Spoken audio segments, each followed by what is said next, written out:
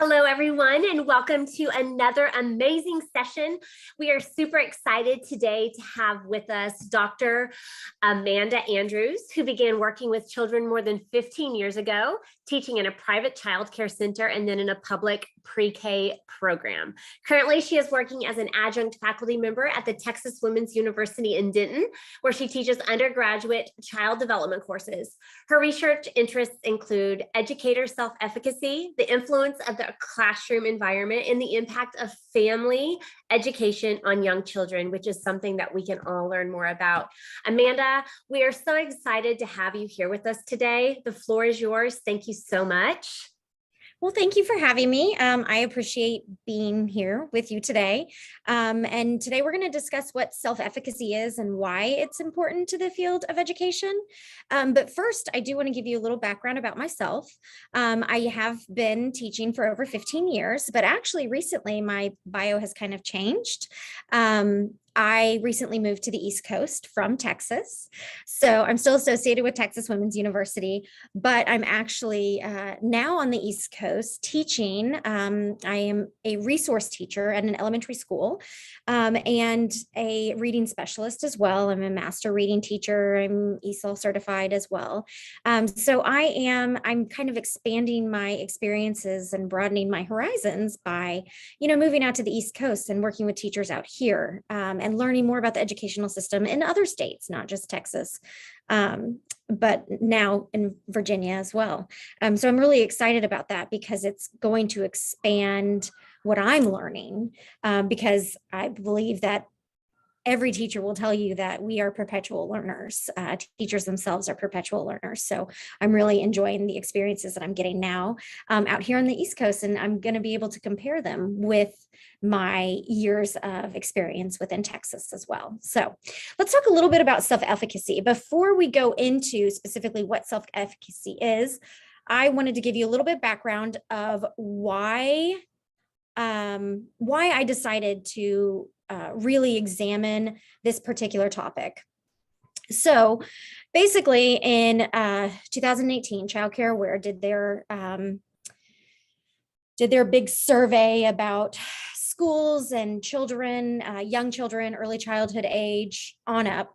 And it found that there are over 1.3 million children under the age of 6 that are in child care or that need care. They either have a single family home where the parent works, or they have a double family home where everybody else works. So they're in need of care.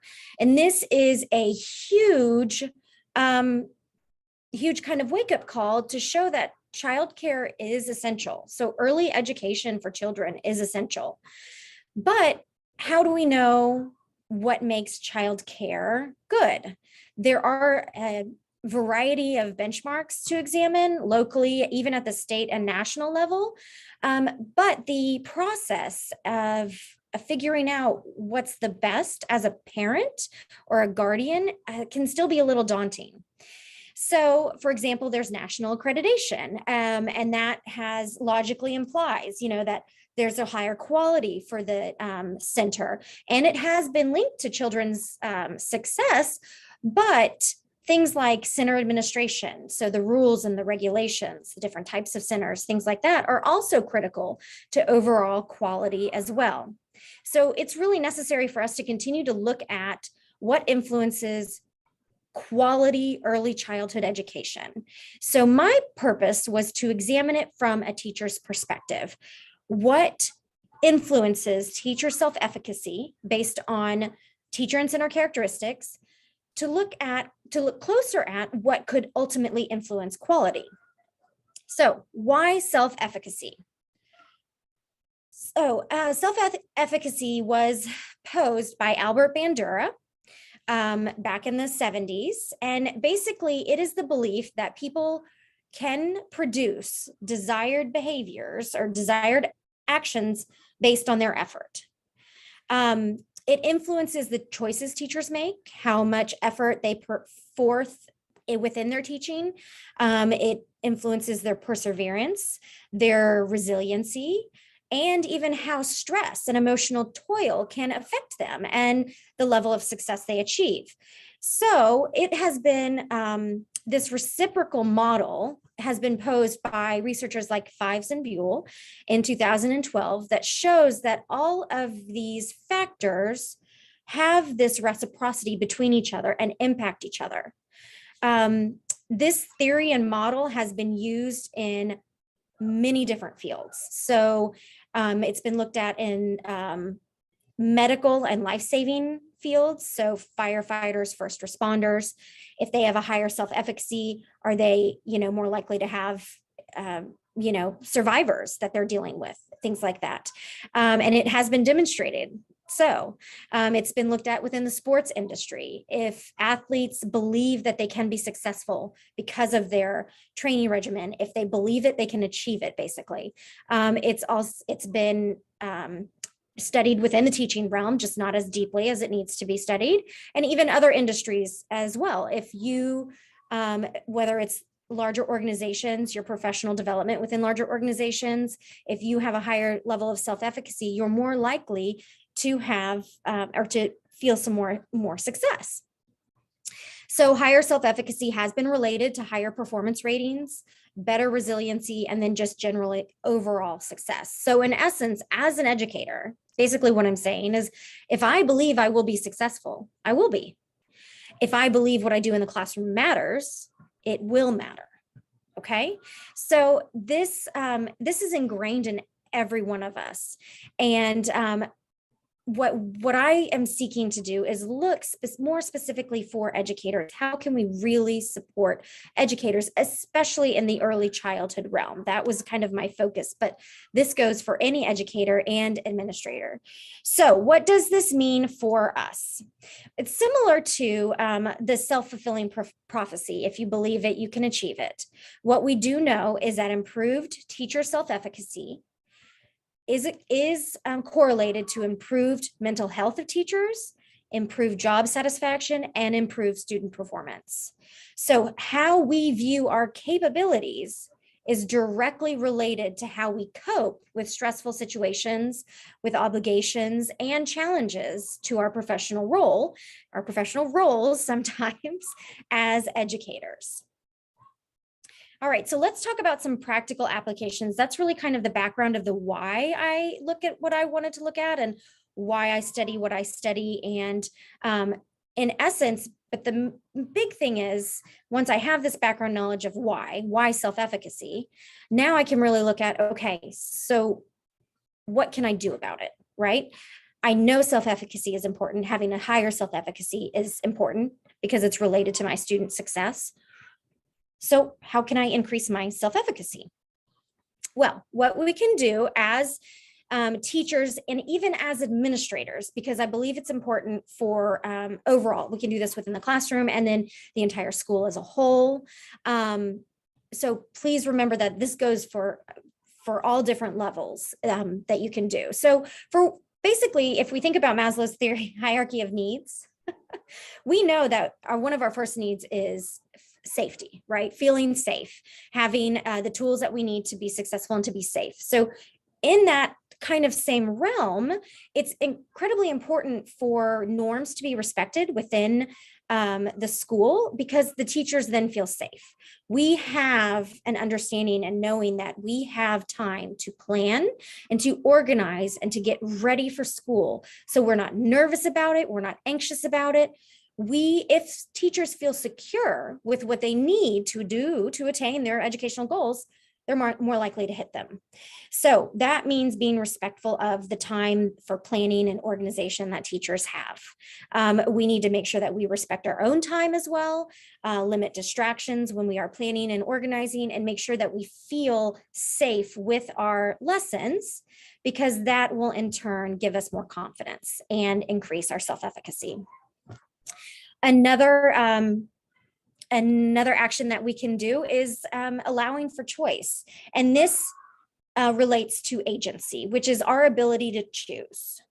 So it increases, our agency increases buy-in as well. So if we allow for choice and we allow for teachers to feel like they are agents of change, they are able to change and have the ability to choose, it increases buy-in. Being told what to do or how to act makes people feel less efficient. So of course it will lower their self-efficacy. They will feel down on themselves. They won't want to participate because they don't have any choice in the matter, right? And just like we do that in the classroom, we allow choice for the students. The same thing goes in our professional realm. Students are in their professional realm in the classroom. We're also in our professional realm in the classroom. And by allowing teachers to have choice and to feel that agency, you are increasing their self-efficacy.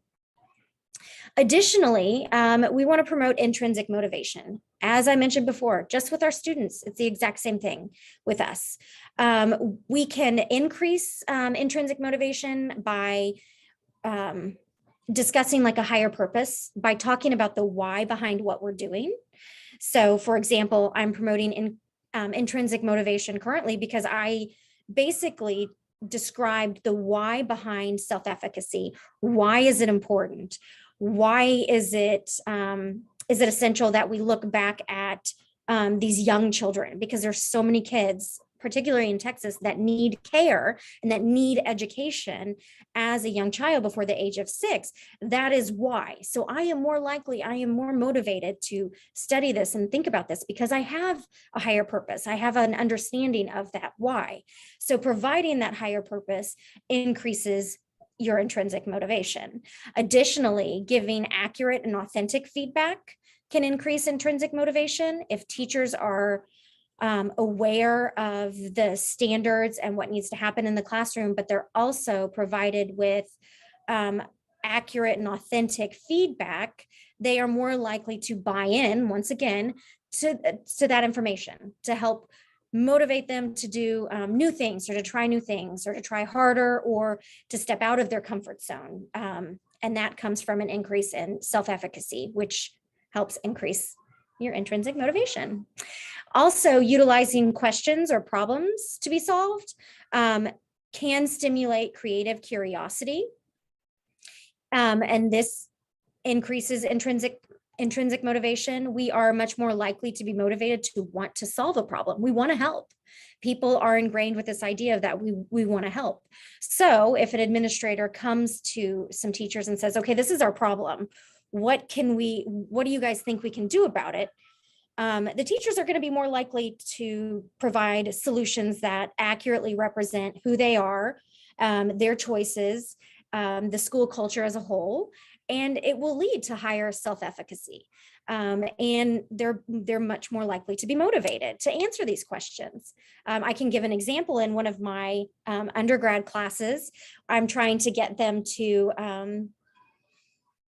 think out of the box. And so one of the biggest things that we've always dealt with, which I'm sure every university deals with, but Texas Women's University has been dealing with, is parking. Okay, parking is a problem on campus. And so one of my icebreaker activities for my students is talking about this, like allowing them to vent their frustrations, but then giving them the problem, saying, okay, you guys are so upset about this. I am too. Let's figure out how to fix it. And then they break out into small groups and they create solutions to this problem. And this ties back into the entire lesson that I'm doing about creativity and about small group work and some other things. But it's a really fun exercise because they are so intrinsically motivated to fix that problem. And the amount of discussion that I have is multiplied versus just prompting them that parking needs to be fixed on campus and you need to think creatively about it.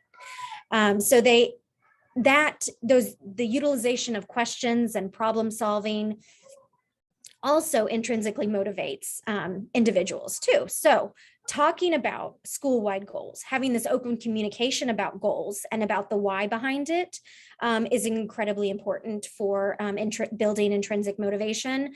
And that comes back to the problems. Well, what are some areas of weakness for our school? What do we need to continue to grow within? And that can build buy-in from the teachers and overall self-efficacy throughout the entire campus, school campus. And then the last thing that can also promote intrinsic motivation is modeling. So as an administrator or as a teacher leader or as a coach in my role, a reading specialist, modeling motivation and modeling thinking and modeling this buy-in that we have is important as well. The act of modeling and having that kind of support within the classroom will also develop teacher self-efficacy too and increase it, and thus increase overall student success. Additionally, to increase teacher self-efficacy, we need to allow time for processing, allow time and mistakes, to be honest. For example, engaging in data dialogues can be sometimes daunting. Recently, we've been doing it, especially with the end of the year, right around, here, almost here. We're actually a few weeks out. You guys are in Texas are probably already out.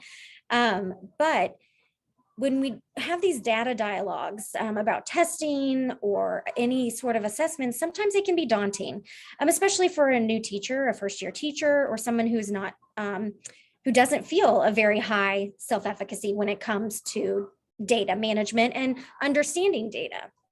So one of the ways that not only do we teach in the classroom, but we work with teachers with data is this gradual release of responsibility, allowing time for them to process, seeing I do, we do, you do type of process. So I'll talk about the data. I'll highlight some things that I notice. Then we'll have this conversation back and forth about what you notice, what I'm noticing, how we can work together. And then eventually I'm going to back off after you've had time to process and time to do these data dialogues. Maybe the second or third time that we meet, I'm going to ask you, okay, before I give my opinion, what do you think? I want you to share first. And that will help them increase their feeling of self-efficacy. This is not like a switch on, off, high, low. I'm not feeling like I can do this, and I'm not feeling like I'm effective. All of a sudden, oh yeah, I'm perfectly effective. No, it's a continual process. And remember, when we feel this idea of self-efficacy, it changes in every context. So I might feel highly self-efficacious when I'm doing like a read aloud, but I might feel a much lower level of self-efficacy when I'm doing one-on-one intervention with a student. So it is not an on-off switch. It's very fluid. So you do have to allow time for processing and for understanding why this is so important.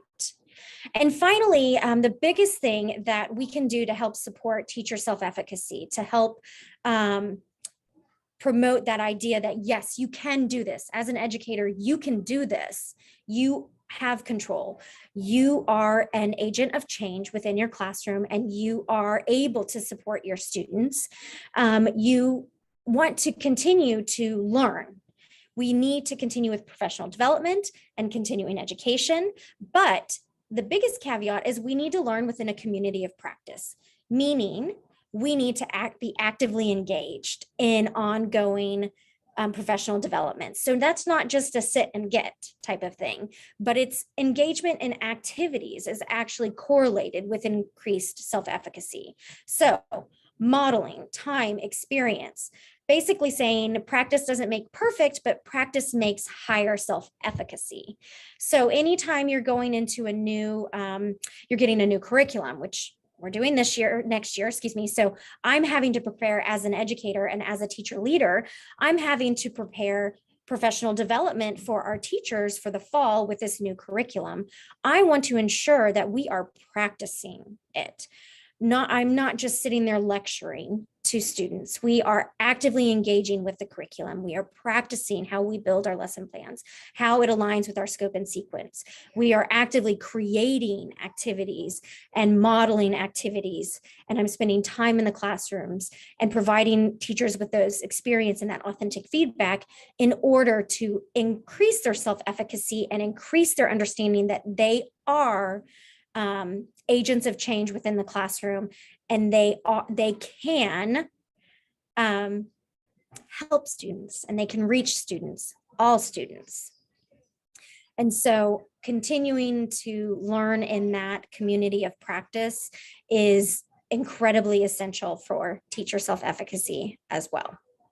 So these are just a few ideas of things that you can do to help improve your self-efficacy or the self-efficacy of your teachers and educators that you work with, because it is a very important aspect of learning and growing as an educator in lots of different locations. So it's not just early childhood, it's not just childcare centers, it's elementary schools, middle schools, even at the university level. Any educator in any context would benefit from having their self-efficacy boosted and understanding why it's an important thing for us to believe in ourselves and how important our perceptions are and how they impact our choices within our life. So thank you for listening. Dr. Andrews, that was amazing. And it's so true. And there's so many things that we can do to build this in our communities and in our school communities, and for administrators to understand, and for teachers to be able to do this with each other, and for families. So this has been amazing. And I really appreciate you being here today.